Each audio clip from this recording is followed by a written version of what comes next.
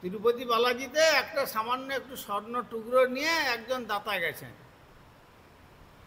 আর মনে বড় অভিমান, আমি সোনা দান করব, স্বর্ণদান শ্রেষ্ঠ দান, আমি স্বর্ণদান করব।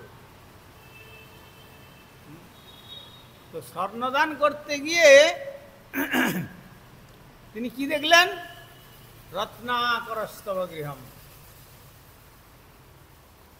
তার ঘরটাই সোনা দিয়ে তৈরি।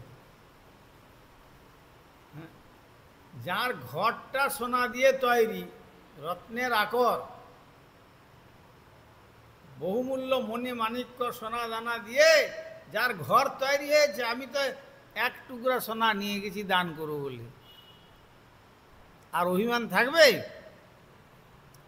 তখন বলছে রত্নাকরস্তব গৃহম, আর গৃহিণী চ পদ্মা, আর তোমার গৃহিণীটিকে, যিনি তোমার পাদ পদ্ম সেবা করেন, অনন্ত ধন ঐশ্বর্যের ভাণ্ডারী লক্ষ্মী দেবী, যে লক্ষ্মী দেবীর সামান্য কৃপা পাওয়ার জন্য মানুষ কত প্রচেষ্টা নিতে হয়,